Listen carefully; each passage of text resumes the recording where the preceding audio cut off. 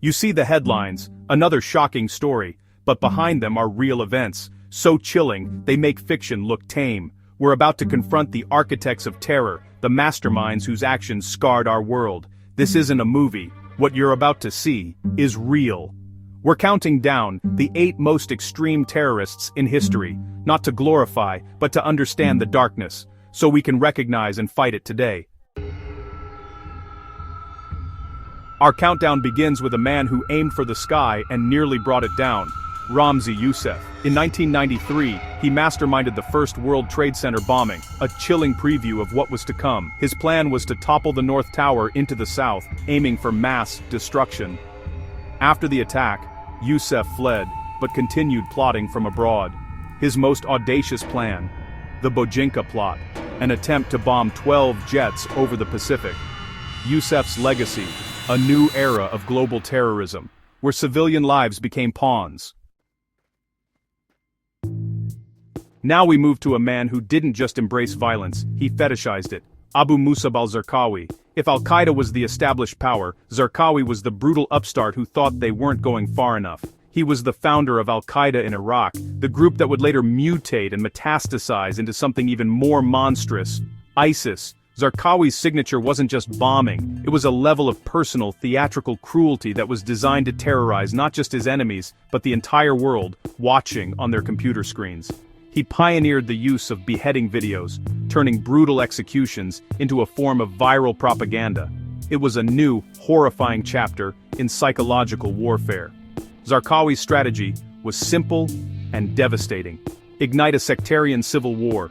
He deliberately targeted Shia Muslims with horrific suicide bombings at mosques, markets, and religious pilgrimages, seeking to provoke a bloody conflict that would tear Iraq apart. His violence was so indiscriminate and so extreme that even the central leadership of Al-Qaeda, including Ayman al-Zawahiri, tried to rein him in. They told him to tone it down, that he was alienating the Muslim population. But Zarqawi didn't listen. He was a force of pure, nihilistic rage, a man who saw the world as a canvas for his violent masterpiece. He didn't just want to win a war, he wanted to drown an entire nation in blood. The face of terror isn't always foreign, sometimes it looks like the guy next door.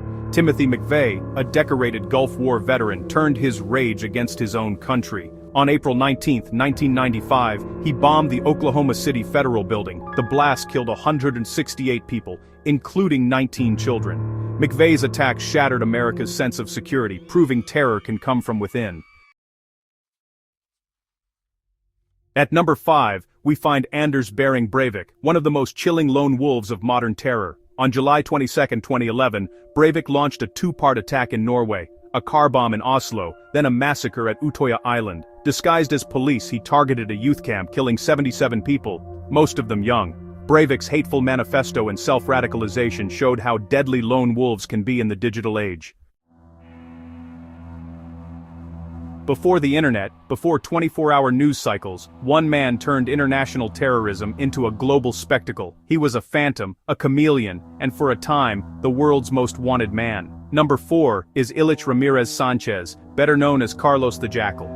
Part Marxist revolutionary, part mercenary for hire, Carlos was the original celebrity terrorist of the 1970s and 80s. He was suave, he was elusive, and he was utterly ruthless.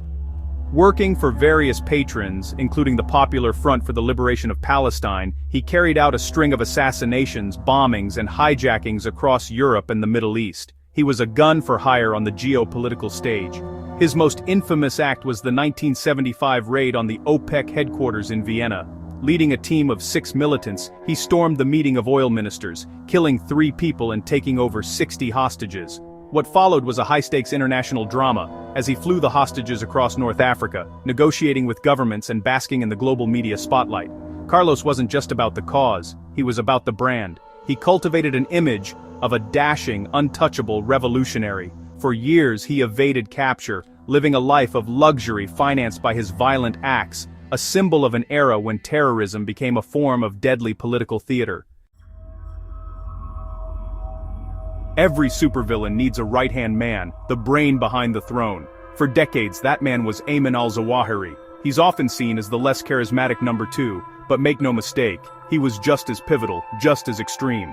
Al-Zawahiri was an Egyptian doctor from an upper-class family who became the chief ideologue and strategist for Al-Qaeda. While bin Laden was the public face and financier, Zawahiri was the intellectual engine, merging his own radical Egyptian group with Al-Qaeda to create the global jihadi force we know today.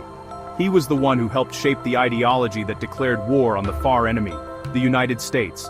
After bin Laden's death in 2011, Zawahiri stepped out of the shadows to become the leader of Al-Qaeda. While the group was weakened and overshadowed by the rise of ISIS, he kept the organization alive. He was a survivor, a man who had been at the center of global jihad for over 40 years. He wasn't the field commander, but his words and his strategies were the poison that fueled generations of fighters. His story is a powerful lesson. It's not always the man with the gun you have to watch out for. Sometimes it's the man with the pen, the quiet doctor who prescribes a doctrine of global destruction. The man at number 2 took the brutality of Zarqawi and the global ambition of Al-Qaeda and fused them into a new, unprecedented form of terror. Abu Bakr al-Baghdadi, he wasn't just the leader of a terrorist group. He declared himself the caliph, the leader of all Muslims, and established a physical state. ISIS, under his command, wasn't just a network. It was a proto-country built on a foundation of absolute horror. They captured vast swathes of territory in Iraq and Syria, ruling over millions with a medieval interpretation of Islamic law that shocked the world. Public executions, sexual slavery, the destruction of ancient historical sites. This was their daily governance. Al-Baghdadi's ISIS perfected the art of social media propaganda. They didn't just commit atrocities, they produced them. They created slick, high-definition videos of their brutality, using them as a tool for recruitment and intimidation.